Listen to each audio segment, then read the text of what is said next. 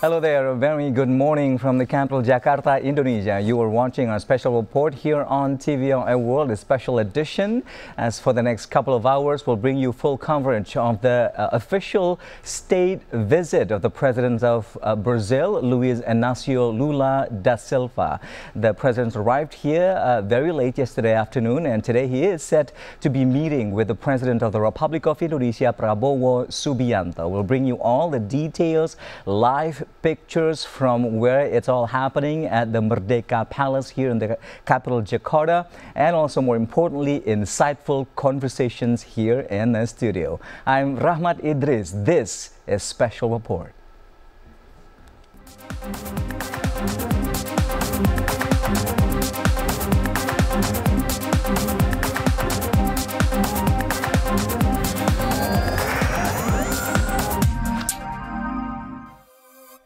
And as always, for the special program, I am not alone here in the studio. This morning, I am extremely privileged to be seated with honorable guests, I should say, very intimidating panels joining me today. Well, allow me to introduce each and every one of them. Right next to me is the Executive Director of Synergy Policies of Indonesia, Dina Prapto Raharja, PhD. Thank you very much, Marina, for joining me. I know that you just arrived last night from your long trip, so for making the time, we truly appreciate it. Thank you.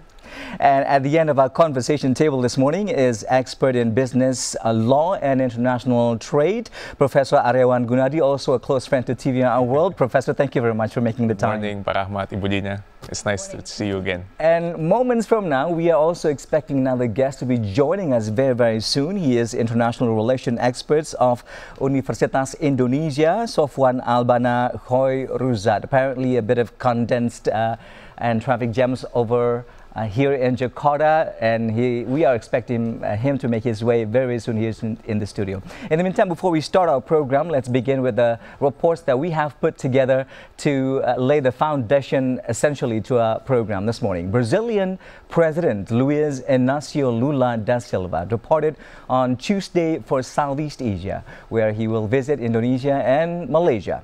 His schedule includes participation in the ASEAN Summit and East Asia Summit, or EAS. Take a look at this next report. President Lula's first stop will be Jakarta, the capital of Indonesia and the region's largest economy, where the president will be received on a state visit to reaffirm the bilateral strategic relationship. It also reciprocates Indonesian President Prabowo Subianto's visit in July, shortly after the 17th BRICS summit in Rio de Janeiro. The first official engagement will take place on Thursday morning. After a reception ceremony for the Brazilian delegation at the Indonesian Presidential Palace, Lula will hold a private session with President Prabowo, followed by an expanded meeting with ministers from both countries to sign official agreements and make a statement to the press. After a lunch hosted by the Indonesian president, Lula will attend the closing of the business forum with representatives from both countries. Among the Brazilian participants alone, approximately 100 business people are expected. During his Southeast Asian trip, Lula will also hold bilateral meetings with the host countries and other visiting heads of state, including a confirmed meeting with Indian Prime Minister Narendra Modi, scheduled for Sunday in Kuala Lumpur, Malaysia. A possible meeting with US President Donald Trump is also being considered. The president is scheduled to return to Brazil on October 28. According to the Brazilian government, the main objectives of the trip include strengthening political ties with countries in the region and expanding bilateral trade. This is the first time a Brazilian president has participated as a guest in an ASEAN summit, said Ambassador Everton Pras Lucero, Director of the Department of India South and Southeast Asia at the Ministry of Foreign Affairs, during a briefing with journalists about the trip. Founded in 1967, ASEAN is a regional organization that promotes economic, political, security, and socio-cultural cooperation among its members. During the upcoming summit, the association will formally welcome East Timor as its 11th member.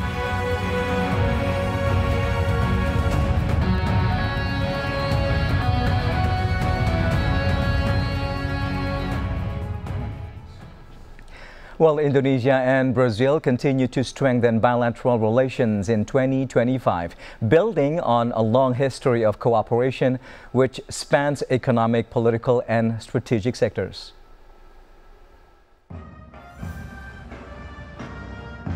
Brazilian President Luiz Inácio Lula da Silva is on a state visit to Indonesia to strengthen bilateral relations and expand cooperation. This is a reciprocal after Indonesian President Prabowo Subianto visited Brazil in July 2025. The meeting in July 2025 has become a milestone in Indonesia-Brazil ties as President Prabowo and President Lula reaffirm their countries' friendship and discuss ways to deepen their partnership. One key highlight is the successful reinforcement of the Brazil-Indonesia strategic partnership. Originally established in 2008, the partnership has seen revitalization through a new plan of action for 2023 to 2026. Both leaders expressed strong commitment to fully implement the strategies which aim to promote mutual growth and development. Trade between Indonesia and Brazil has grown significantly, with efforts underway to expand cooperation under Brazil's Mercosur presidency. Mercosur, the southern common market of which Brazil is a leading member, has opened avenues for Indonesia to engage more deeply with South American economies. Discussions are ongoing about a comprehensive economic partnership agreement which will facilitate trade and investment flows, aiming for a more balanced and structured economic relationship. As a global agricultural powerhouse, Brazil offers expertise and exports which complement Indonesia's agricultural needs. Additionally, Indonesia and Brazil are exploring defense cooperation, including military personnel training and joint development of technology such as missiles and submarines. This marks a broadening of ties beyond economic interests into strategic security collaboration, reflecting shared priorities in maintaining regional and global stability. Indonesia's admission as a full member of BRICS in 2025 has further enhanced its diplomatic leverage, allowing greater diplomatic dialogue with Brazil and other member states. As a matter of fact, 2025 has been a significant year for Indonesia-Brazil bilateral ties. The joint efforts to expand trade, ensure food and energy security, deepen defense collaboration, and strengthen multilateral partnerships signal a promising future. Both nations acknowledge their vast natural resources and geographic importance, sharing a responsibility as stewards of the world's tropical forests and major emerging economies. Looking ahead, the ongoing implementation of strategic agreements and dialogue between the two countries will foster sustainable economic growth and stability, benefiting their peoples and contributing to global prosperity.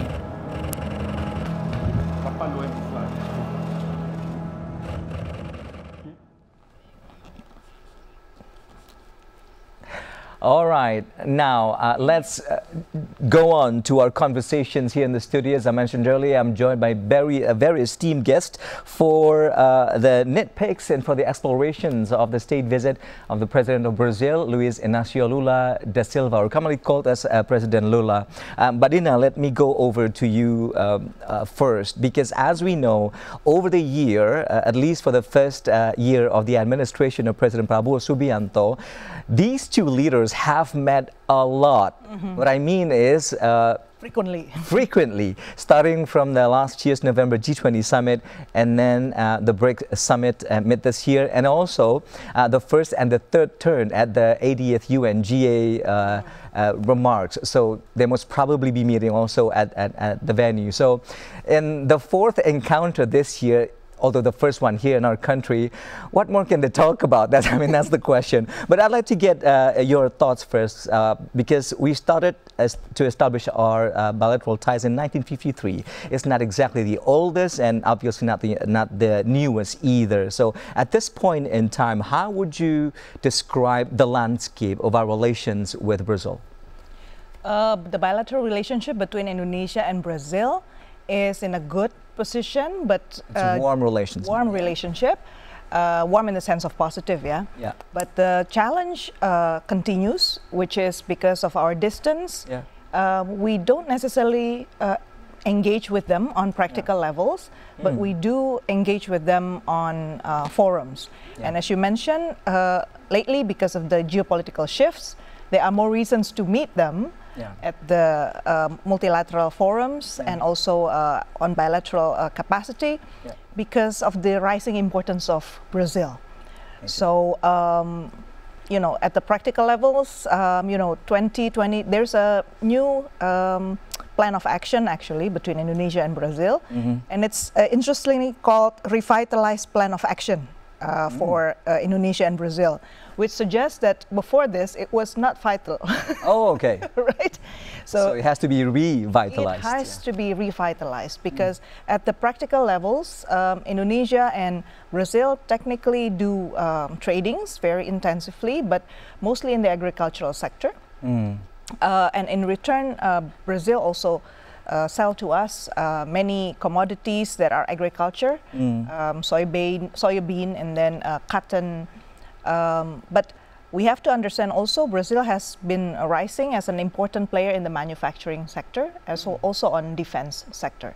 Right. So these are more reasons for Indonesia to revitalize the relationship between the two nations. That final sector you mentioned, that defense is something of a particular interest to our incumbent president, I suppose. Let's go to Professor Aryawana. Prof, of course we share a lot of traits of similarities between Indonesia and Brazil. Large populations, big economies in their own respective regions. How do you think these semblance of similarities sort of enhance our efforts to foster relations?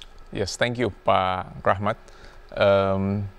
As we see that now Indonesia and Brazil, we are in one union. We joined BRICS as one of the member of this union. That's right. And of course, if we see from the population, of course, this is a quite big populations, and this is a challenge for Indonesia because at that time, of course, United States will see that we are part of BRICS now. Yeah. And as a part of BRICS members, of Brazil and Indonesia, we have a close relationship right now. Right. So this is a repeat visit from President Lula to Indonesia, and of course we will cooperate several agreements, including with defense, agriculture, food security, and also joint training and collaborating related to defense. If we see, of course, how about the comparison between a total export and import? Of course, this is balance. Still, yes, this is still in balance because Brazil export to Indonesia, we have around more than 400 millions, but our import only maybe 194, something like that. So we have split around 200. Right. But we believe that from this today visit, President Lula visit, we believe that we will have more collaborative agreements with them. For example, that we have a defense cooperation agreement, or DCA, that entered into force in March 2025. And also in agriculture and security, we have joint development and agricultural food security agreement. Yeah. Hopefully we can exchange with training, research, something like that. Yeah. And for energy, hopefully we can expand it to cooperation in clean and renewable energy resources. This is quite important for our solar energy, and we can compare and we can collaborate with Brazil. Right. And the last one is trade and investment. We can advance negotiation for comprehensive economic because they have trade agreement like Mercosur. Mercosur with which member with Brazil, South America, something like that.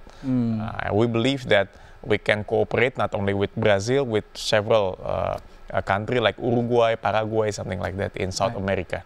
We believe that. Right. Mr. Pak Rahmat. Well, These two leaders will also be meeting a little over 1 month from now at the G20 summit in Johannesburg. Both have confirmed to attend, Mbak Dina and also Prof, meaning that there are carried over missions of the G20 ever since our presidency back at the end of 2022 that has been carried over to the next presidency. And during the G20 summit in Rio de Janeiro, again and again, President Lula has reiterated the fact that he's paying close attention to the ways these big economies are coming together to tackle hunger and poverty. And our very own president has also been, I mean, if you look back at his campaign trails, food security is very up high on his objectives. Do you think that these similar national and global objectives will make it easier for the two countries to find common ground to work together, Mbak Dina? A little correction probably, so that we don't carry on imagining that BRICS is already a solid group. It's not a union whatsoever in terms of diplomacy. Okay. It's not at the at that stage yet. It's remains a platform. It's Okay. a platform that it's now expanded to include several other countries, including Indonesia, that is expected to create a new leadership, basically vis-a-vis the United States and the Okay. Western Bloc. Right. So The de-dollarization efforts, are you saying? that's only among That's one of the tiny one of things the that they're things, trying to get, yeah. But talking about the G20, so we see in the world then there are a G20 and then there's BRICS and then there are other multilateral cooperations. South cooperation as South-South well. cooperation as well. All of these has different objectives, right? I see. G20 is supposed to, well, since its rise in 1999, it's supposed to show that, look, the world cannot just be led by G7 or G8, only developing economies that are already industrialized. At the end of the day, where the market is large and resources are endowed, these are also the places where you need to also engage and develop cooperation with. Right. Thus, the importance of G20 nations. So Brazil is playing an important role, number one, because it has always been known as the champion of multilateralism. It is the first country. That's something that we echo, especially right? Multilateralism. And Brazil always get the first chance to speak in the UNGA, United Nations General Assembly, because of that very first initiative to give a remark for the first time as a president. That's why always number one is Brazil, to give the speech. Right. I was going to ask you about that, but then we had the third turn this year due to a lottery of some sorts. Right. And I was very much lucky on behalf of Indonesia. It's not a lottery; it's a political decision. Oh, it's a political It's a decision. political decision. I thought it was a draw or something. You have to draw from a usually fish bowl or something. Usually they would calculate who say or who confirm that their head of state will come, and then they measure, the impacts of, the presence and also the number of. We have not been there in person for 10 years. Exactly. Our top leaders, so there that's are reasons. Very, very important. Indonesia. Continue on, please. Yeah. So going back to the points that Indonesia and Brazil, what can we do together? Brazil is very impactful at the multilateral level. It's been very active also on the issue of energy, alternative energy, renewable energy, also on the issue of climate change, and it has very advanced biotechnology progresses, and to some extent it's one of the strongest economy from South America. Right. And if you look at the history of global economic development, South America has its own character for how it engage economically. With other regions, you're with saying? other regions, especially with the North America. Oh yeah. Always, independent. Always trying to be independent. So their presence is not just in forums, but they do have ideological perspective. They are pretty strong, and technology-wise, they are also has been very amazing. All right, we're going to take a quick break here on Special Report as we wait for more live pictures coming in from Merdeka Palace, where the meeting for the state visit will unfold very, very soon. Do stay with us until then.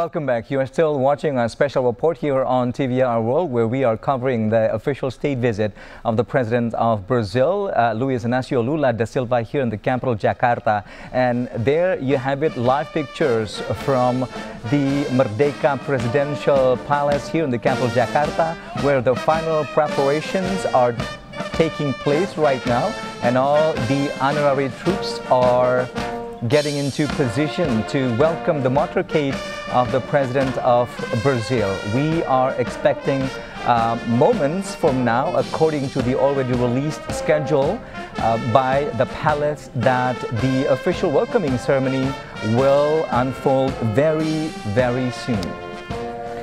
In the meantime, the official welcoming ceremony for the President of Brazil, as always, is festive and grand, with the participations of many different elements of society, adding to the fact that military presence is also quite heavy at each and every official welcoming of heads of states into the capital. And as we've mentioned earlier, the President of Brazil, Lula da Silva, has arrived late afternoon yesterday here in the capital, Jakarta.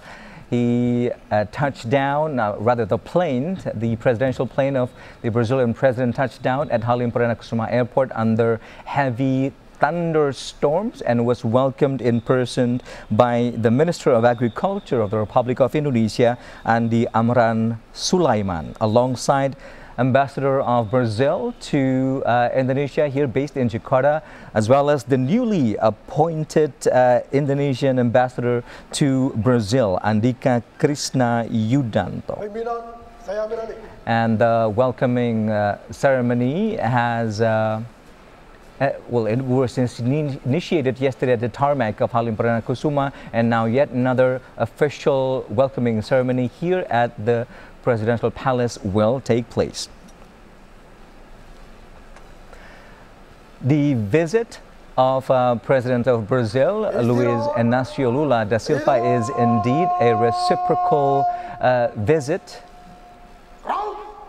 on his behalf from the July 2025 visit of President Prabowo Subianto to Brasilia in the Republic of Brazil.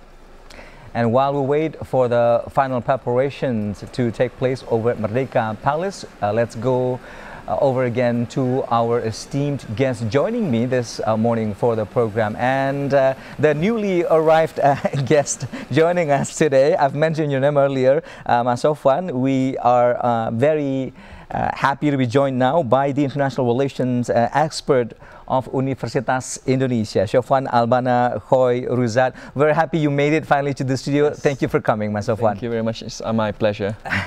It's always such a curiosity of me to pick your brains, and I've asked these two, the first question to these two guests before, and I like your take on it. So, at this point in time, how would you describe the current ongoing relations between Indonesia and Brazil? I think Indonesia and Brazil is in a very good relationship, and is increasingly getting better and more important, especially a lot of forums that we shared. Yes, because Indonesia's participation in BRICS was formally announced during Brazilian presidency in January, and this is a very important time because both are important middle powers and leaders in the region, and at the time where multilateral institutions are under constant threat and instability, including from the recent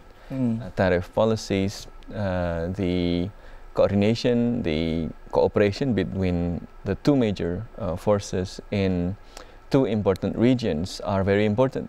Right. Brazil is also one of the country with the largest tropical forest, and Indonesia is as well. So many similarities. They're very proud of their Amazon, right? Yes. Which is hosting the COP30 exactly. in a little over a month as well, so in November. So and so there are a lot of common interests between Indonesia and Brazil, and this common interest will continue to be the driving force for further cooperation between the two. All right. And now let's go again to the live pictures that we are receiving from where the official meeting of President of Indonesia and Brazilian presidents is about to take place. You are looking at the pictures live around the vicinity of the National Monument, or Monas, of the capital Jakarta, where the motorcade of Brazilian President Lula da Silva is approaching the presidential palace. And there you have it, the car that is carrying the President of Brazil with the car plate Brazil and the two tiny flags of the two countries represented at the front side of the car. And very quickly to you, before we get to see the car making its way to the palace, Professor Aryawan, because we are aware that we only have another 25 minutes with you due to your jam-packed schedule, but we truly appreciate it anyway. You mentioned very interestingly, Professor, that we are yet to achieve a trade balance with Brazil, a little over or nearly $200 million that we still need to balance it out. So what are the most ideal way to approach this? Yes, that's why it's quite important, because I said that Brazil exports to Indonesia around 400 and we do 194 million, yeah, something like the US dollar. So we need more trade balance. That's why we need more reciprocity between Indonesia and Brazil. So hopefully our market access can also go to Brazil market. So the key is market access, but also yes, a variety of commodities that are of key interest in Brazil as well. Yes, of course. We are focusing with defense cooperation agreement, food security, and also there are several coordination and collaborations between Indonesia and Brazil. And we do hope that we have more non-tariff barriers between Indonesia and Brazil. And also, we hopefully we can cooperate with food energy. That's quite important. Right. For Indonesia and Brazil, yes. Right. Because energy transformation, that is something that we've been championing for quite a while here. And you mentioned that very briefly also, Mas Sofwan, is that President Lula has been paying very close attention to the climate change. They want to keep their rainforest. But I've received words that the ceremony is about to start. Now that we are looking at the President of Brazil was just right there, pulling down the window sills to give a wave to the passers-by. Also, elementary school students are right there cheering in joy, welcoming the entourage of the President of Brazil. We believe moments from now, the official welcoming ceremony for the state visit of the President of Brazil, Luiz Inácio Lula da Silva, will take place. Let's go over to the Merdeka Presidential Palace in Jakarta to join in the welcoming ceremony.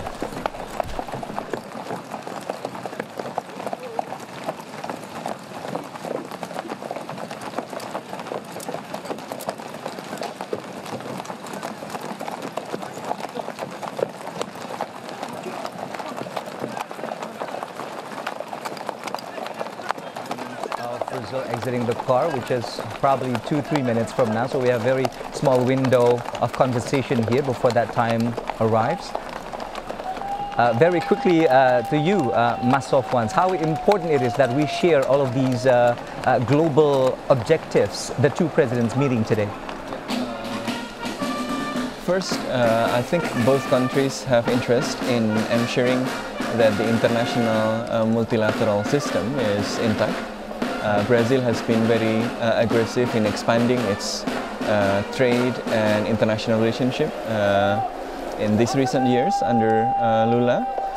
At the same time, Indonesia is also doing the same. Second, they both have interest in addressing the challenge of climate change. Right. And Brazil is one of the leading countries in renewable technology, especially in the bio-energy, which Indonesia also has very strong interest to develop, although Brazil is based on sugarcane while Indonesia is on palm oil. All right, and there you have it, a warm welcome by President of Indonesia, Prabowo Subianto, giving a warm hug to the President of Brazil, Luiz Inácio Lula da Silva, who has arrived for the first time at Merdeka Palace of Jakarta, meaning that the official welcoming ceremony is going to start soon. Just 1 minute very quickly to you, Madina. What's going through your mind looking at these visuals? Well, they clearly have met each other frequent times, you know, looking by the Is of no stranger at this point. No stranger at this point. And the two leaders are now heading towards the main podium where the official welcoming ceremony will begin a few moments from now.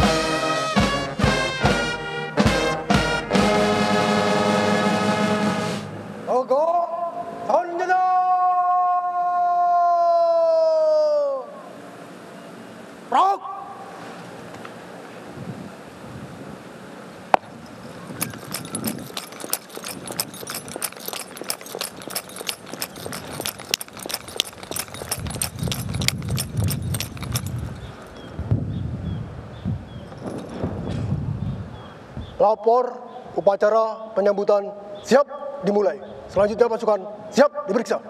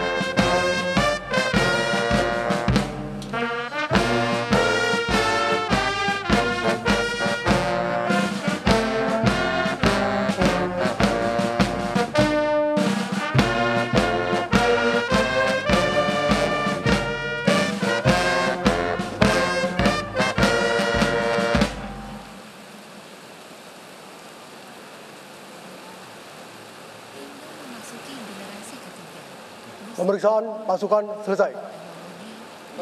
Kembali ke tempat.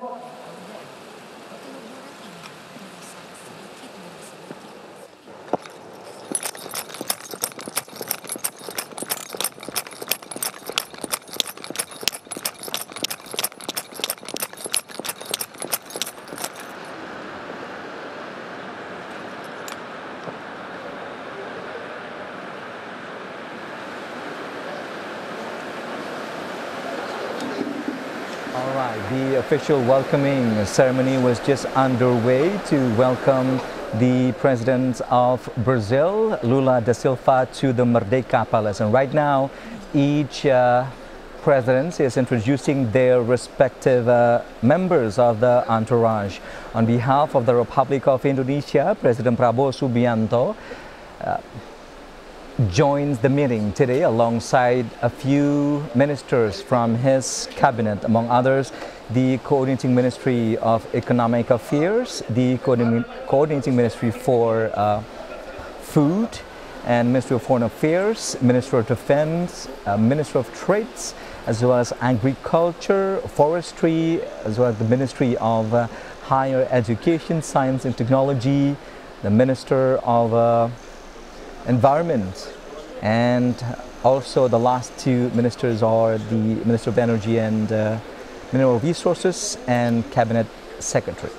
And on the Brazilian part, President Lula is accompanied by First Lady Madam Janja Lula da Silva, Ambassador Mauro Vieira, Minister of Foreign Affairs, Ambassador of Brazil to Indonesia Jorge Monteiro Prata, Minister of Agriculture, as well as Minister of Mines and Energy, Minister of Science, Technology and Innovation, Executive Secretary of the Ministry of Development, Industry, Trade and Services, President of the Central Bank of Brazil, Deputy Chief Advisor of the Special Advisory Office of the President of the Republic, alongside the President of APEX and President of IBGE.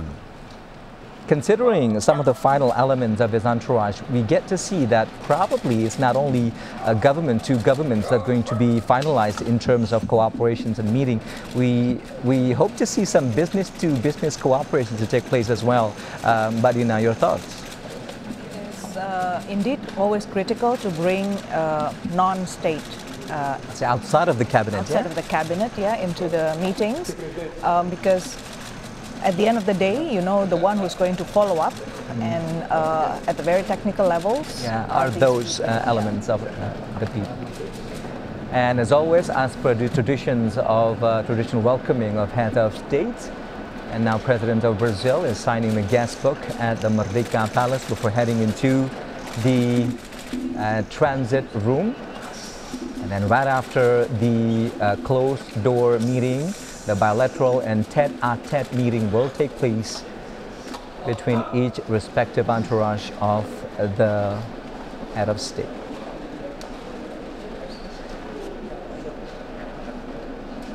While we wait for the moments of the tete-a-tete and behind closed-door bilateral meeting to take place, let's go over for the analysis of our guest joining us today. Professor, share us your thoughts about the fact that it was mentioned very quickly there by Masawan earlier that our permanent membership into BRICS has been quite a marvel, for lack of a better word. I mean, we applied sometime in September, October 2024, and then by a little over 4 months later, there we are. And that was under the presidency of Brazil, as you mentioned.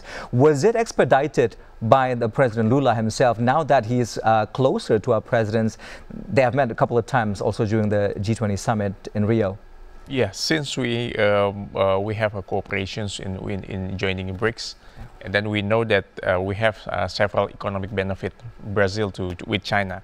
Example, Brazil and China have done with the Yuan Real Agreement in my notes, and also this trend over a direct economic boon to countries like Indonesia and Brazil by reducing the need to hold substantial US dollar, because you know that US dollar is quite important with Indonesia and Brazil relationship. And also for the multipolarity, this is quite important because this campaign support the creation of a multipolar financial system, and this is crucial for an increasing influence of economic resilience in Indonesia and between Indonesia and Brazil. Right. And we hope that BRICS also can bring benefit also for Indonesia.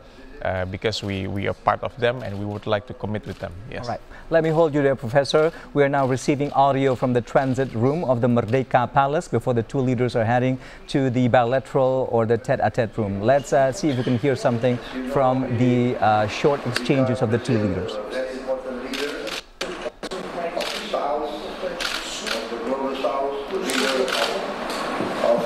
Developing countries. We have both common background. We are big countries. We have the biggest, I think, tropical forests in the world.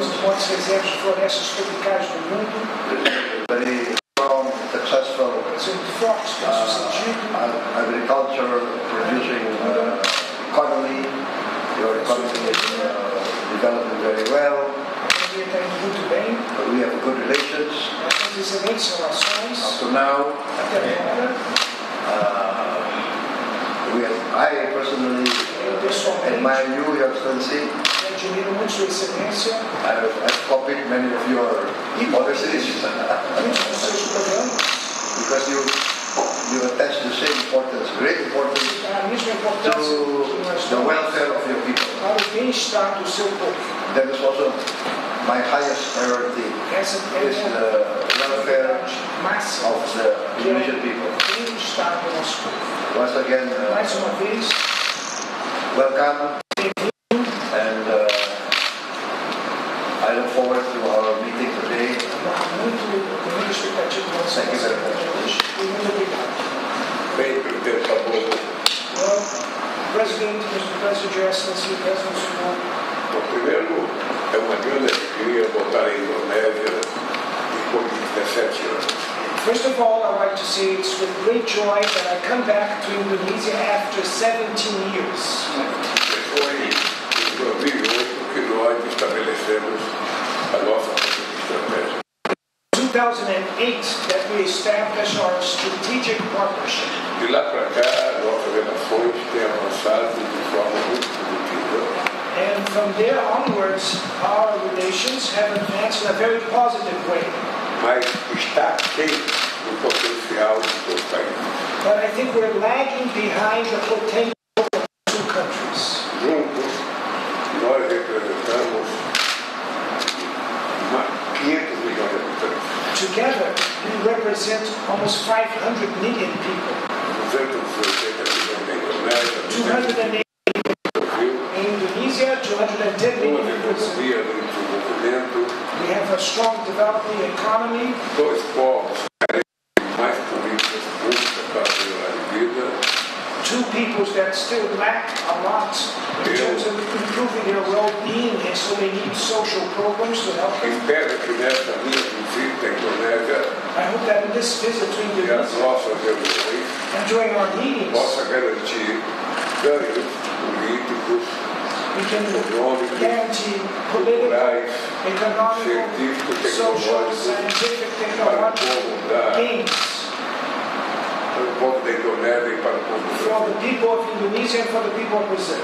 Eu venho para cá com muita expectativa I came here with high de renovar a expectations nossa parceria estratégica, to renew our strategic partnership, estabelecer novos acordos, establish new agreements, não apenas no comércio bilateral, not only bilateral trade, mas em coisas novas, but also como a invest inteligência in artificial, new things like artificial a intelligence, questão do data centers, the data centers a issue, questão científica e tecnológica, to deepen our scientific and technological relations, aperfeiçoar o relacionamento das nossas universidades improve the relations between our universities, e, sobretudo, fazer uma política de comércio equilibrada. and above all, to have a trade policy that will be balanced between Uma the two. política de ganho-ganho. It should be a win-win trade policy.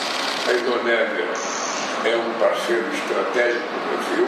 Indonesia is a strategic partner for Brazil. Eu sou muito agradecido à sua visita ao Brasil. I'm very grateful for your state visit to Brazil. Quando nós assumimos a presidência dos BRICS, And when we had the chairmanship a of the primeira BRICS, atitude que fizemos foi convidar a Indonésia para ser membro fixo permanente. and it was very good in that meeting so that we could invite Indonesia to become a full member of the BRICS. E nós tínhamos certeza de que a Indonésia pode ser parceiro fundamental para que a gente possa fortalecer a geopolítica do sul global. And we knew that Indonesia could be a fundamental strategic partner so that we can strengthen the global south. De forma que é com muita alegria que eu estou aqui, So I should say that I'm very happy to be here com muita esperança with high hopes e muita disposição and a lot of de willingness trabalhar para que a relação Indonésia-Brasil so that we can work that the relations, close relations between Brazil and Indonesia, seja uma relação cada vez mais profícua, it should be a more richful mais produtiva relation, a more productive relation, e mais rentável para o povo da Indonésia. and that could bring more benefits for our peoples. Estou feliz de estar aqui. That's why I'm very happy to be here. Thank you very much. Thank you. I am happy also, I understand that today we will sign the We can have for the initial exchanges between the two top leaders before they enter the bilateral settings, the closed-door tete-a-tete meeting that will now take place over at Merdeka Palace. We hope we can run the program up to the end of it, where we're going to be listening into the deliverables, the outcomes, and the press conference commonly delivered by the two top leaders. But we're going to see how long the closed-door meeting will take place. Let me go over to you for the final minutes of your being with us today, Professor. What is your major takeaway from the relatively blurry audio that we can get from that initial exchanges that you can grab and tell us? Yes. I do hope that Indonesia and Brazil, they have both conversation and collaborations between them in defense, because we have DCA agreement, and they can collaborate with the food security, and also several agreement that has been done. They can continue to follow up, and then to support the Indonesian and Brazil relationship, to support they export and import between Brazil and Indonesia. Yeah. And of course that the cooperations can be built between both countries, because I heard that they will have joint collaborations, especially in military personnel training, and also joint technology collaborations, and also several collaborations between Indonesia and Brazil. So we do hope that Brazil, they have quite strong in food security. We can learn from that. And then Indonesia, maybe we can share our technologies to Brazil, and vice versa. Brazil, we can also share to us. Right. I think that's it. Right. Master Alphonse, your takeaway from that initial exchanges? Despite my limited understanding of Portuguese, we know your Portuguese is excellent. You just what I get from the exchange between President Lula and President Prabowo is that they highlight and mention about how both countries are actually very much similar. I mean, they have a lot of similarities and similar interests, and it is in both interests to continue developing their cooperation. The cooperation has been strengthened, and they are committed to strengthen the cooperation. Both have interest in first in the security in terms of ensuring the global stability and global order, because both are major players in the region, in each respective region.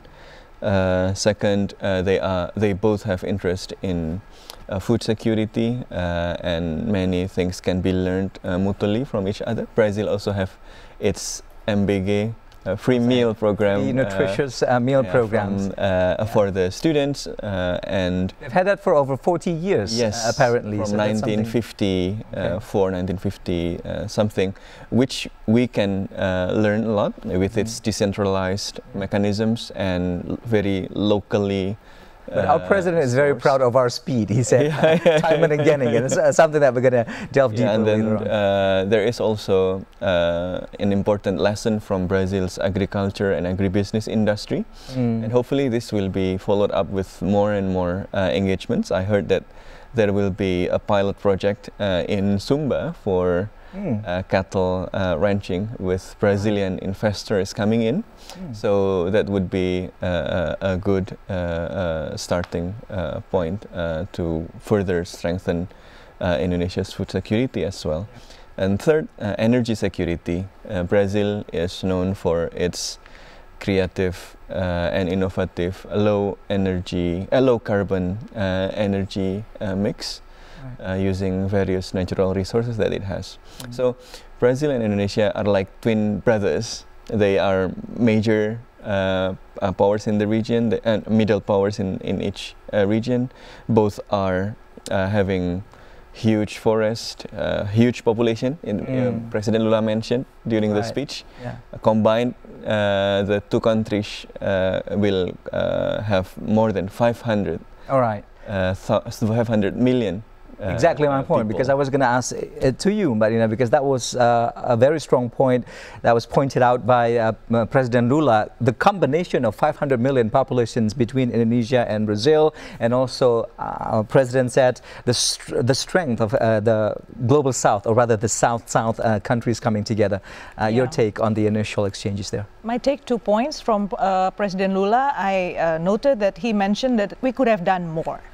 So it's one thing that not said yet, but it's not an easy thing actually to engage with the country so far away, and having big population can be a benefit, can also be a very big challenge. And Brazil also has a very complicated and big bureaucracy system, which is why it also has been a challenge for Indonesia to penetrate into their trade and into their economic cooperation. So it requires a lot of understanding between the two countries to adjust so that the wish can happen. And then the note, also I take notes of President Prabowo saying, I admire you, President Lula, right? Personally, I admire you. So that's a close relations, an expression of close relations. Yes, and you know that President Lula is coming from the Workers' Party. Yeah, he came from a humble beginning too. From the humble beginning, but very complicated story also on how he rise into power. So I think we we both should learn, and this is a reason why we learn some more about Brazil. Right. We're going to talk about each of their backgrounds that either brings them closer together or maybe another homework to sort of learn from each other as well. But in the meantime, we have to extend our appreciations and thanks to Professor Aryawan Gunadi, because that is all the time that we have with you today, expert in business law and international trade. We do appreciate it, Prof, and do come again to our studio. Thank you very much. Thank you very much. And we are going to take a quick break here on Special Report. We'll return with more live visuals, if we can have it, from Merdeka Palace, and more exciting and insightful conversation here in the studio. And do stay with us until we return.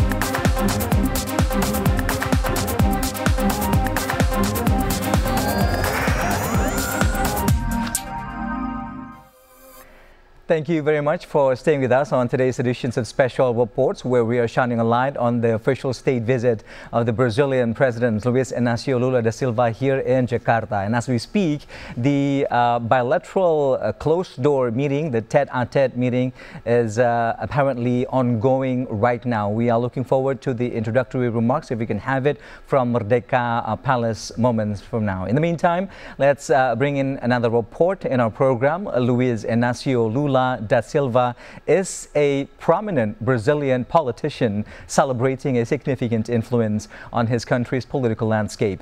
He is now serving as the 39th President of Brazil since January the 1st, 2023. This is his third time serving as president after previously holding the office from 2003 to 2010.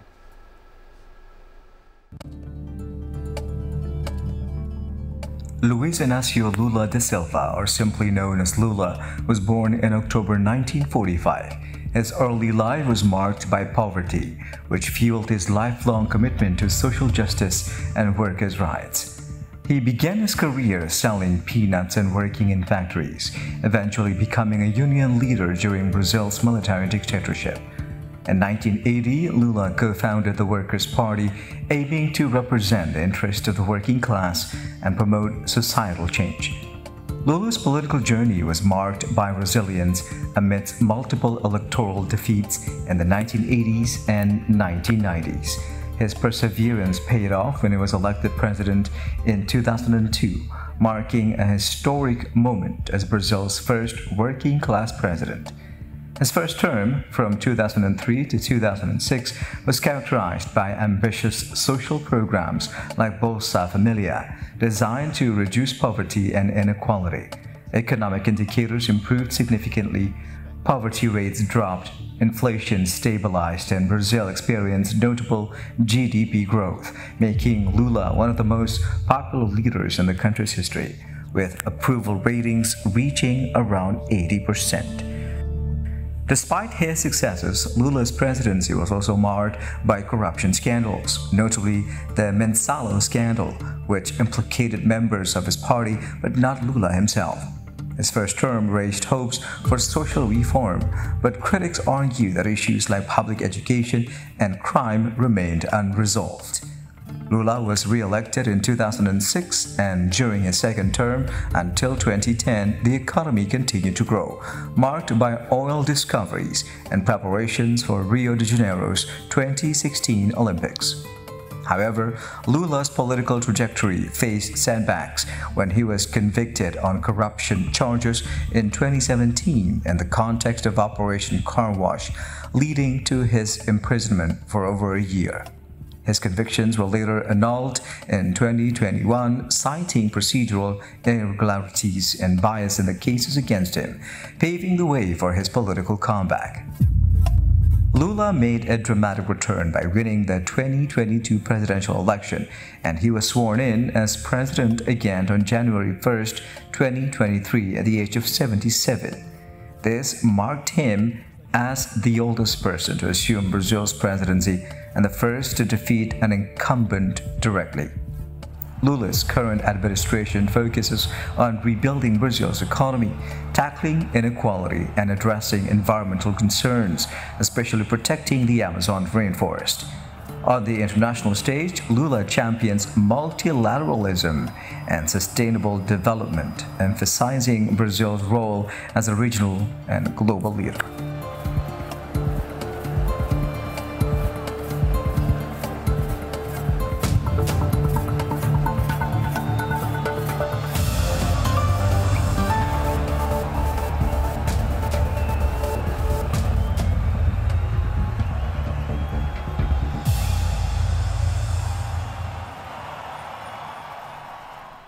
Well, there you have it, a brief profile of the President of Brazil, Lula da Silva, who is now in Jakarta meeting with Indonesian President Prabowo Subianto. Allow me to go over to you, Badina. How much do we know about the figure of President of Brazil, Lula da Silva himself? I mean, we know that he was raised up from such a humble beginnings. He has his own struggles, ups and downs, rising to the top. And more importantly, he was imprisoned at some point of his lifetime and administration, making him feel somewhat of an outcast in his own country, something that's probably shared by our own president at one point in his life as well. What more can you say about this? I think President Lula is special because his fight is very ideological, in my view, because he comes from humble beginning and he came into politics from the Workers' Party. And as usual, you know, if you come from that kind of humble beginning, in order to gain popularity, you need to have a very strong, persuasive, at the same time, narrative. And people can relate to him more, I suppose. Yeah, which means, you know, he is very smart then in using opportunities and momentum in order to rise into power. And one thing to note also that even after he went into power, and which is not straight 3 times period, right? Yeah. It's up and down. At this point, his popularity is very high as well. So it means approval ratings is through the roof, I suppose. Approval ratings. Something that is shared by President Prabowo Subianto as well, domestically. No, okay. So in other words, you know. At this point in time, when the world is in a very tough position, President Lula has also transformed his narrative from the period first time he came into office, and then after he came out from jail, and then now with the shifting geopolitics as well, he always finds a way to get his message, to get his will and passion across to people. So I think that's what's admiring, I guess President Prabowo understands that it's such a quality in him. Yeah. And talk about being loved by not only his constituents, by his voters generally in Brazil. Over to you, Mas Sofwan. What do you make of these traits of President Lula that sort of resonate with our own president? Yeah, I think both leaders have similarities, but also differences, as already mentioned. Both are having very colorful political experiences and journey. Both at some point of their political journey were considered as outcasts, but then return to power after some circumstances. But of course, I mean, there are also differences, like the family background is quite different. Lula, as already mentioned, from workers' background, while Prabowo is coming from an elite as well as a military background. Military backgrounds, that's very close to him.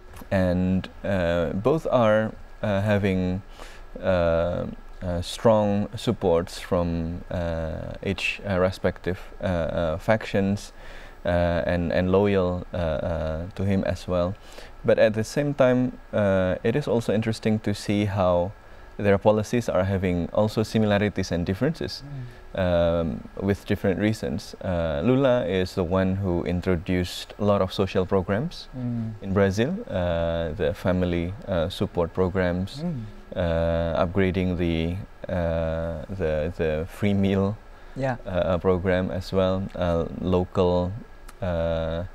local economic empowerment, as well as environmental protection. If we look at the size of the Amazon rainforest and the rate of deforestation, the rate of deforestation in Amazon declines significantly during Lula's presidentship. It raised up a bit, a little significantly during Lula's opponent, Bolsonaro. Jair Bolsonaro, who is now imprisoned. Yes, and then he tried to reverse it again. So he shows strong commitment to social justice and sustainability and environment.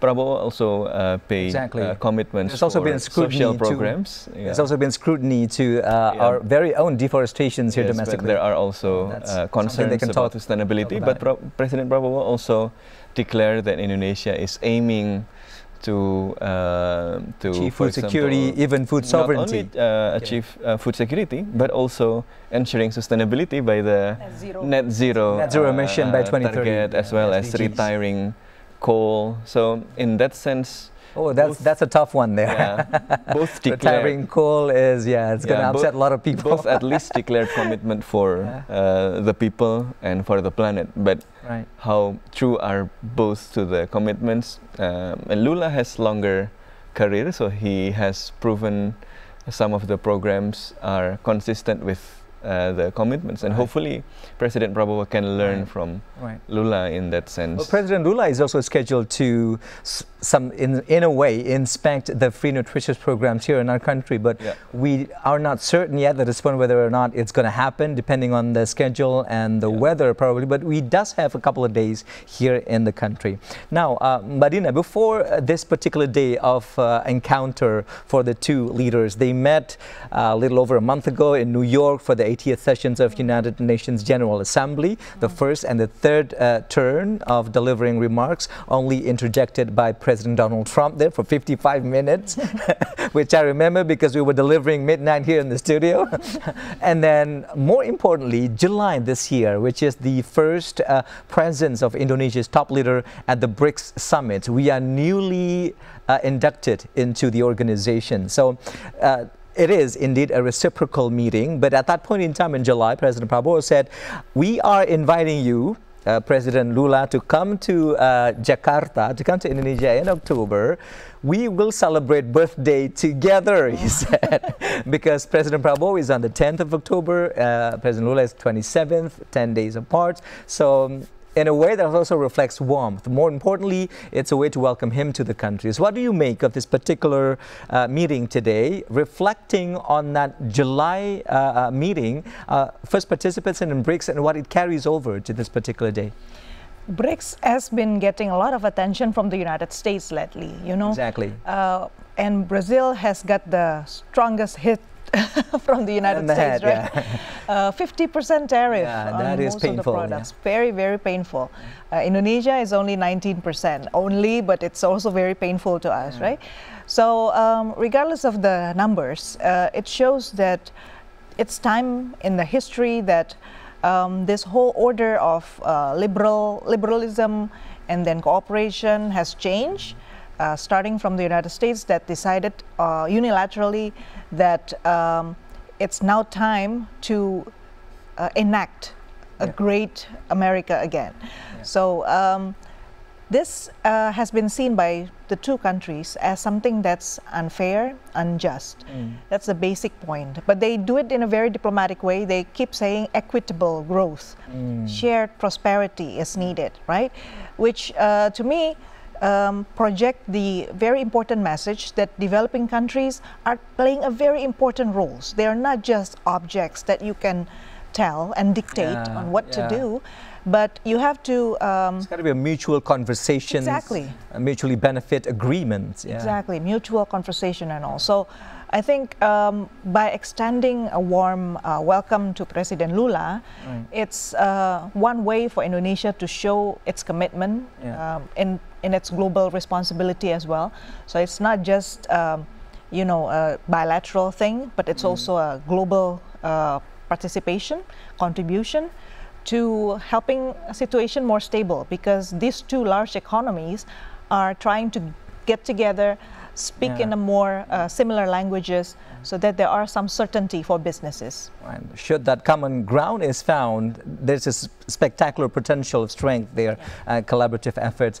Share with us, give us a sense of the significance, Mas Sofwan, of our permanent memberships into BRICS, now that President Lula is here, and ways to forge this cooperation ahead. Yeah. So before that, since both of you mentioned Trump, go ahead. Somebody who has I mean, not very good relationship with Lula, it's Donald Trump. Exactly. I mean, he's been demanding Jair Bolsonaro's case to be dismissed, but no, that's not. Trump is threatening 50% tariffs as well. Not, I mean, under the pretext of reciprocal tariff, but there's interesting because the fact is that the U.S. is in a trade surplus with Brazil, so actually there is no reason to impose that. Apart that Donald Trump's friend is under the legal process in Brazil, and thus Brazil rejected such intervention.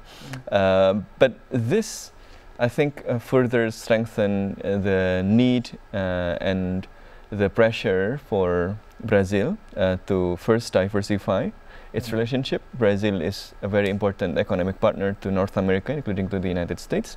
But with this situation, of course, Brazil needs to diversify. And of course, as part of the world's most bright spot, in the brightest spot in the economic, in terms of economic development, economic growth, Southeast Asia is, of course, one important target for this. Very attractive, yeah.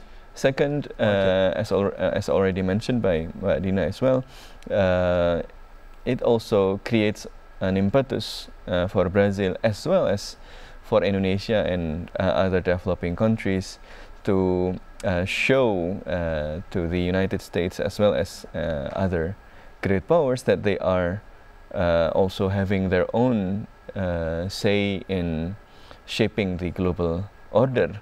But it seems lately our own president is warming up to Mr. Trump. Well, I think everyone... reflecting from the Egypt hot mic incident there. Of course, diplomatic relationship is complex. It's not a black and white relationship. Even with Lula, Trump has a very warm conversation for 30 minutes in New York. I see, during the UNGA. Problems remain, but of course, in diplomatic stage, you need to play this push and pull the diplomacy of it all. But the structural reality is first that there is a threat to the international multilateral system, and both Brazil and Indonesia has a very strong concern to ensure that the multilateral system is not crumbling. They need to strengthen or reform it by developing stronger collaboration between this South-South and developing countries, and interregional relationships like South American, Latin American, and Southeast Asian connections is very important in that sense. So we see and we expect to see there will be more and more intersections of multilateral engagements between Indonesia and Brazil, and probably South Africa as well, which came to Jakarta yesterday. There will be... They're all making stops in Indonesia on their way. Showing the expectation for a stronger role for Indonesia and stronger bonds between these leading countries in each regions. Imagine if the leading countries in South America, in Southeast Asia, and then southern part of Africa, they represent three growing economic continents with the most regions dynamic can truly pose a threat globally, you're saying? Not pose a threat, to pose potential strength, like stability amidst this global changes. They need to bond stronger together. Want to jump in, Dina? Yeah, I want to jump in a bit on BRICS because Brazil is a balancing power in BRICS. China has been seen as a very dominant player in BRICS. A lot of dependency toward China. A lot of dependency, mainly because the trade deficits are experienced by all members of BRICS. That's right. BRICS, except Brazil. Brazil is getting closer to China. There's got to be a way to tip the scale here. Yeah, that's exactly right.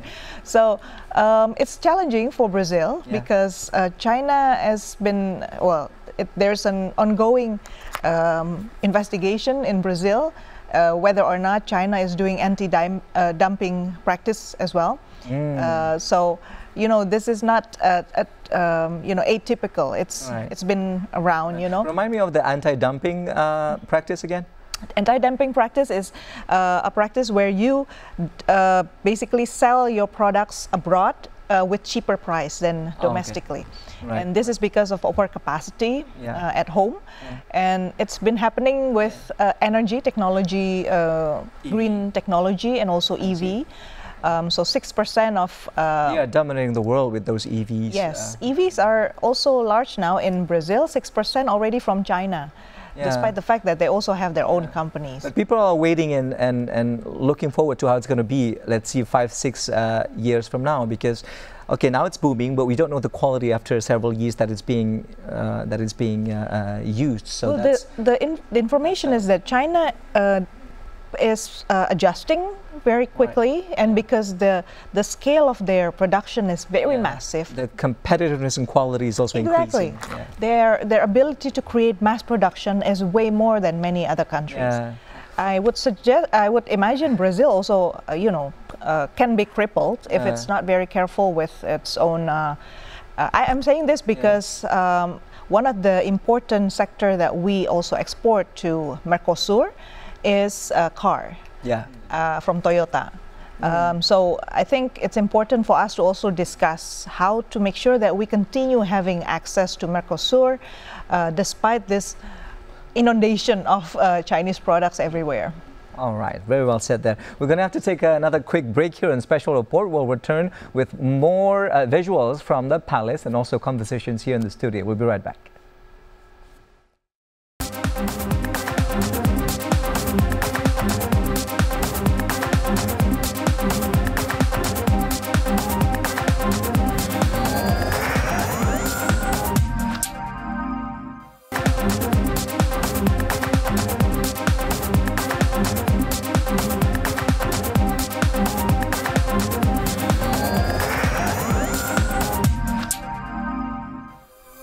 Welcome back to Special Report here on TVR World, where we are covering the state visits of Brazilian President Lula da Silva here in Jakarta, currently in a closed-door meeting with President of Indonesia, Prabowo Subianto. Let's bring in another report in the program today. Brazil is the largest country in South America and 5th largest in the world by area.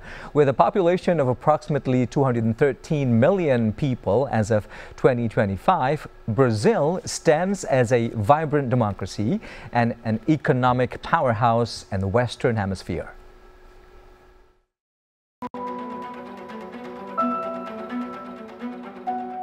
With its vast geographic territory, spanning over 8.5 million square kilometers, Brazil features a rich mosaic of ecosystems from the Amazon rainforest, which is the world's largest tropical forest, to extensive savannas and coastlines. In terms of wealth, Brazil is one of the largest economies in the Americas, with a gross domestic product valued at around $2.2 trillion in 2024. The nation's economy is diverse, featuring strong agricultural, manufacturing, mining, and service sectors. Key agricultural exports include soybeans, coffee, sugar, and beef, making Brazil a global food supplier. Manufacturing hubs are concentrated in the southeastern regions such as São Paulo, Rio de Janeiro, and Minas Gerais, where industries like automotive, aerospace, and machinery thrive. In recent years, Brazil's economic growth has averaged just about 3% annually, but is projected to moderate to around 2.2 or 2.4% in 2025 due to global factors like higher interest rates and geopolitical uncertainties. Household consumption remains the principal growth driver, supported by social transfers and a robust labor market. However, the economy faces challenges from fiscal pressures, inflation control, and the need for structural reforms to improve productivity and business environments. Politically, Brazil is a federal republic with a vibrant electoral democracy. It holds regular competitive elections and hosts lively public debates, though political polarization persists. The government is actively pursuing tax reforms aimed at simplifying the system, boosting productivity, and stimulating investment. Environmental stewardship, especially protecting the Amazon rainforest, is a critical agenda due to its global ecological significance and climate change concerns. On the international stage, Brazil is an influential member of several major coalitions and agreements, including Mercosur, the South American Trade Bloc, and BRICS, the group of leading emerging economies such as China, India, Russia, and South Africa. Such partnerships enhance Brazil's diplomatic influence and trade relations worldwide. Brazil's infrastructure continues to expand with investments in transport, energy, and digital connectivity, particularly aimed at linking remote regions with economic centers. Energy production is diverse, with significant reliance on hydropower complemented by growing capacities in wind, solar, and biofuels, supporting ambitions for sustainable development. Culturally, Brazil is renowned for its rich cultural heritage, blending indigenous, Portuguese, African, and immigrant influences. Its carnivals, music genres like samba and bossa nova, and passion for football highlight Brazil's global cultural impact. Brazil stands as a dynamic and diverse nation with vast natural resources, an influential role in global affairs, and a continuously evolving economy. While facing internal and external challenges, its strategic initiatives in reform, sustainability, and international cooperation position Brazil to remain a key player in the regional and global landscape.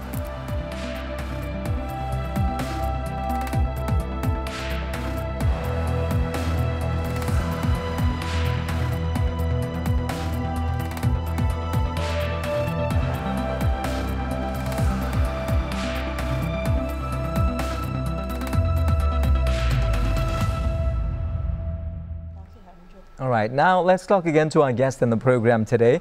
I'd like to go over to you, Mas Sofwan, because a lot of these leaders, I mean, yesterday we just had that special program with President Ramaphosa, who's also a member of the G20, also within the BRICS, and heading towards the Malaysia summit for the ASEAN summit. And so it's the case with today's head of states visiting Indonesia. So how do you make the significance of our participations in the Kuala Lumpur summit, now that also members of G20 are also there, their top leaders, albeit as observing members? Yeah, I think the fact that many of these global leaders are engaging with ASEAN shows the expectation it's increasing for the regional cooperation, because once again we are in a world marked by uncertainties, and we need institutional guardrails to ensure that trade,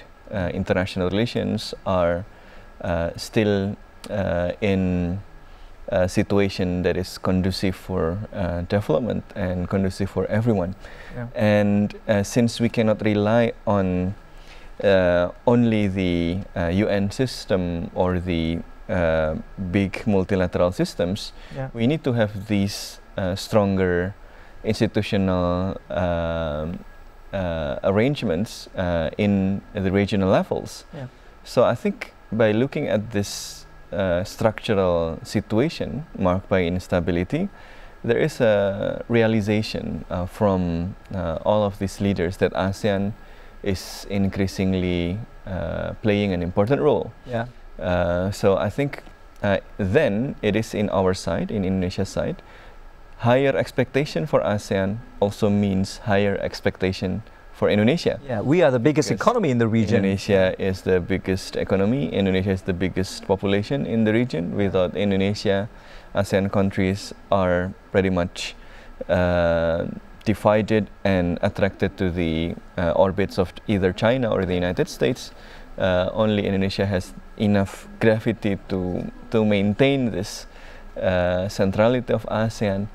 But at the same time, we have yet to see a comprehensive ASEAN vision from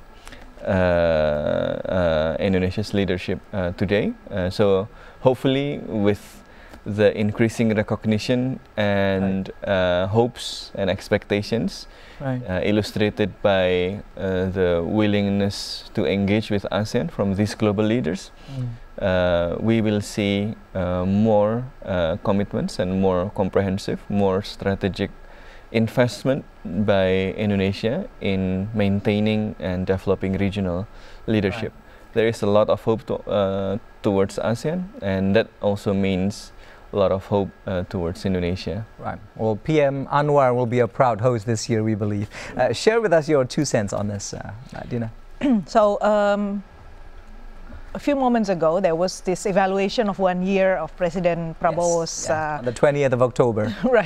Performance, including in foreign affairs. One of the things that I noted was quite boldly said by quite many observers was that President Prabowo is leaving behind ASEAN, right? Is not taking ASEAN more seriously, aside from his many visits across the world. Significant presence out there over the year. There's no clear direction of where ASEAN's going to be, and perhaps this will change the situation, because other countries are paying visit into ASEAN, summits is ongoing, and East Asian Summit and ASEAN Summit are very critical moment for ASEAN, showing its relevance in the midst of global change. President Prabowo should be there and actually show his understanding and passion also for ASEAN. ASEAN is not only important for Indonesia, it's important for other countries in Southeast Asia. A lot of the member states have agreed to create a single channel for industrial policy, a single channel for investment policy, which is why ASEAN Charter was established, so that ASEAN has becomes an entity, legal entity, that it's binding for member states. So I hope President Prabowo will take this forward, you know, and take all these commitments from world leaders ahead, because this presence of him and also the leaders of nations show that ASEAN is there. It's a modality. It's something that's already exists and will benefit Indonesia. So don't just go abroad elsewhere without carrying ASEAN. Are we certain that this is something that our president will bring over to the table of the Kuala Lumpur summit in less than a week from now? Because internally we've been having thorns on the side of ASEAN as well. I mean, the long disputed Myanmar conflicts, the South China Sea, and other recently flared up Cambodia, Thailand issues, where President Trump is happily interjecting in hopes for his Nobel Peace Awards. But share with us your thoughts on this. I mean, we have to be a prominent leader in terms of keeping the stability in the region as well, in order to keep the growth. I just came back from Europe, right? Yes. And one of the things that European Union for that case is something that we need to learn the success story from. Because if we talk about ASEAN, and we recently also talk about Mercosur, we need to talk about European Union. These are three significant players, multilateral as a platform, but ASEAN is the one that's remained pretty strong in terms of institutional way, because for so long we have been agreed that the basis of decision making is consensus. For years, other countries have said that, well, it's not so good way of making decisions. It's not quick. It's not, you know, efficient. But notice this in Europe. Now, because of the pull-out of the United States from NATO, basically, okay, you take care of your own money now, fund your own bills for unless the members pay more, says Donald Trump. Exactly. That has created fractions, actually, fragmentations among member states in Europe.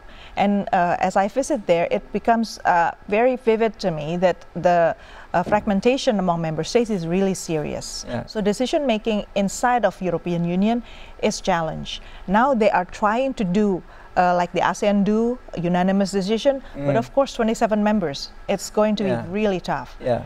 So what am I trying to say? ASEAN is, you know, one platform that we already have, and we know how it works, and we know very well all the member states. So we should use it as our way, our modality, as I said, right? A way for us to leap forward to the next international order. Don't leave it behind, because other countries are already seeing it as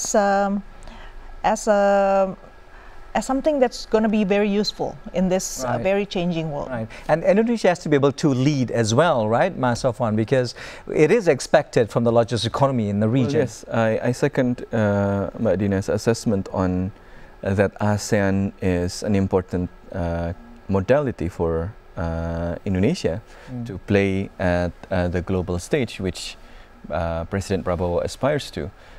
It should not leave ASEAN. It should use ASEAN effectively and put enough strategic investment in that. And you mentioned about the Myanmar challenge, South China Sea challenge. I think that is more the reason why Indonesia needs to involve more and pay more attention to ASEAN.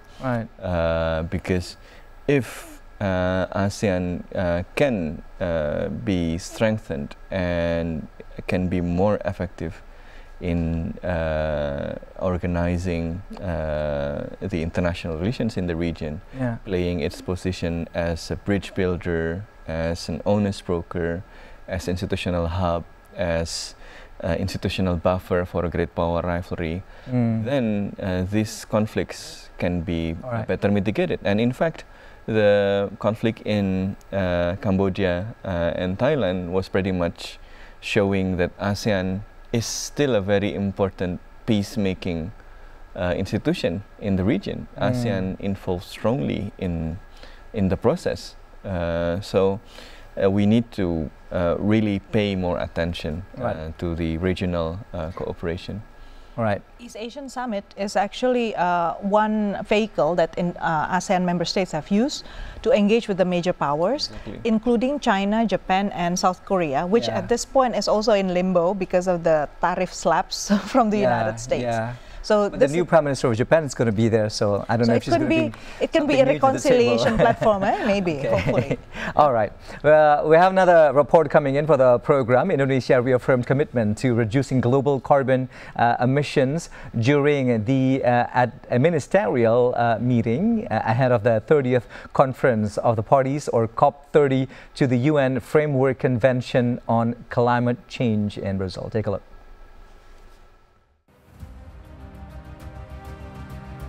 Represented by the Environment Ministry, the government voiced support for Brazil's carbon reduction agenda at the pre-COP30 meeting held in Brasilia, Brazil on October the 13th to the 16th, according to a statement cited on Monday.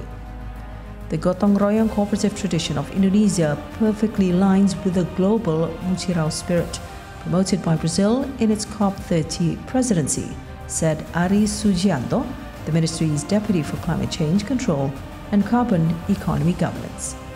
He noted both concepts emphasize the importance of fostering collectivity and solidarity, including among people at the grassroots level, in pursuit of sustainable development.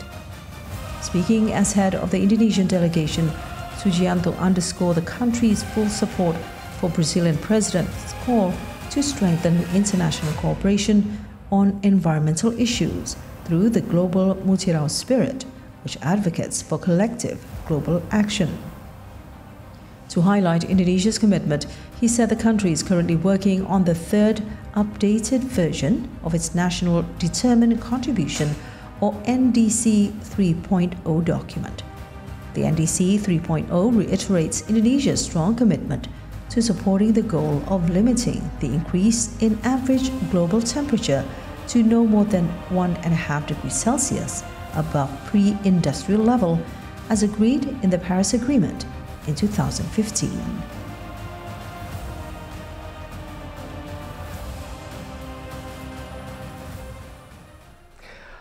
Moving on to another report now, Indonesia and Brazil highlighted Tropical Forest Forever Facility, or TFFF, as an innovative financing mechanism to safeguard tropical forests, which are essential for maintaining global climate balance and conserving biodiversity.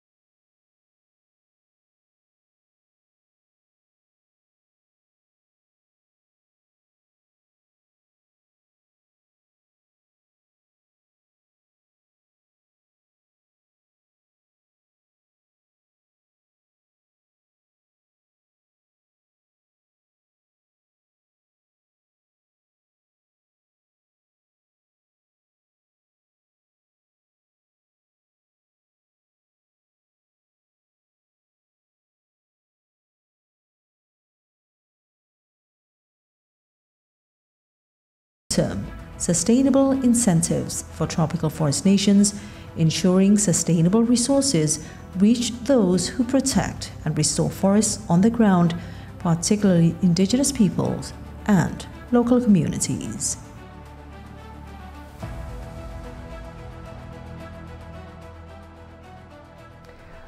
All right, we've now arrived to the final part of our special program here. Apparently, the meeting is still running behind closed doors between the President of Indonesia and President of Brazil. We are expecting the outcome, the deliverables of the meeting later on in the afternoon, and we'll broadcast it during the next bulletins, Newswatch, here on TVR World at 1:30 p.m.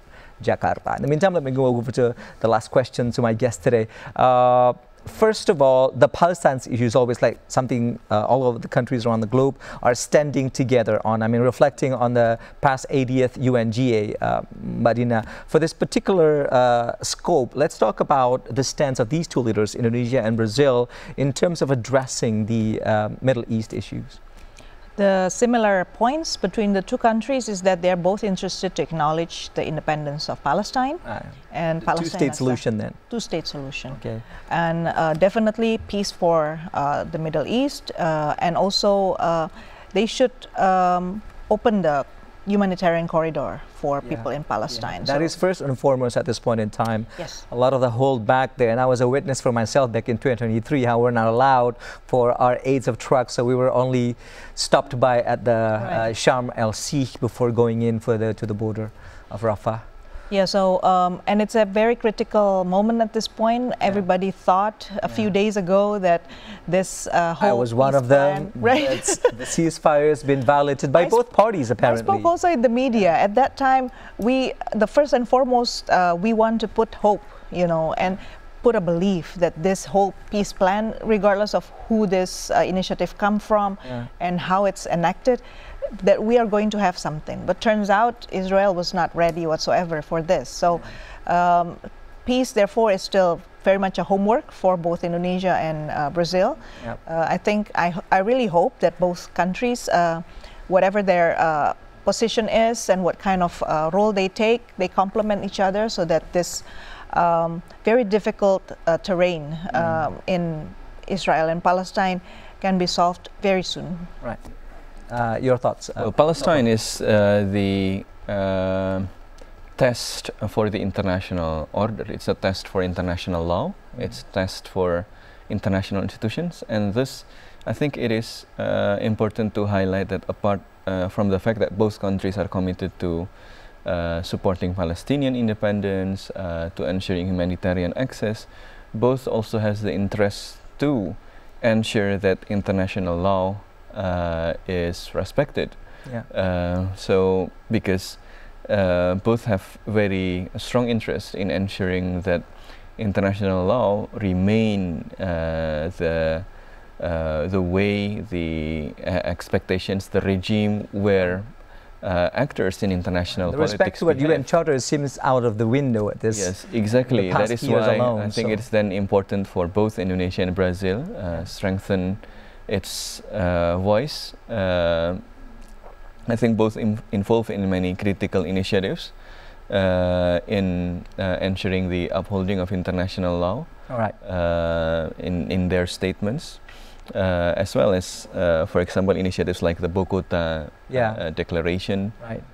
So yeah, we are looking forward for stronger pressures because apparently U.S. guarantees means nothing on the ground. U.S. guaranteed peace for many years in the Oslo process, which is marked by expansion of settlement, the current ceasefire, which is marked by another. Well, the U.S. veto, right, has been much disputed by a lot of nations out there. We need stronger and more unified voices from the global south. All right, I have 2 minutes left for the final questions for both of you. But first, over to you, Mas. We're not able to deliver the press conference, usually the much awaited part of this meeting. But if we can forecast a little bit, what are your deepest hope and expectation for the 2 leaders' meetings outcome today? Yeah, this is a historical imperative for both Indonesia and Brazil to strengthen its relationship. Yeah. The global situation forces both countries to be closer together because the international order, the international institutions are under a constant challenge, and only with stronger solidarity between leading countries in the global south, including Indonesia and Brazil, we can overcome this challenge. Furthermore, both countries are having very much a lot of similarities, energy security, environmental commitments, food security, social justice. So we are looking forward for real, concrete, actual collaborations, bilaterally as well as multilaterally in different platforms. Right. Over to you, Marina. For me, shortly, it's I really hope both Brazil and Indonesia can be the drive for stability and growth. So these are 2 important things that create hope for people who are lower and middle income across the world, because we are actually the forces of peace. So far, we don't have a place in the platforms because of this rising focus on conflicts. Divergences instead of convergence. Now, if these 2 big nations decided that we agreed on something or on items that are workable between the 2 nations, hopefully we can be the force of stability and peace, in the world.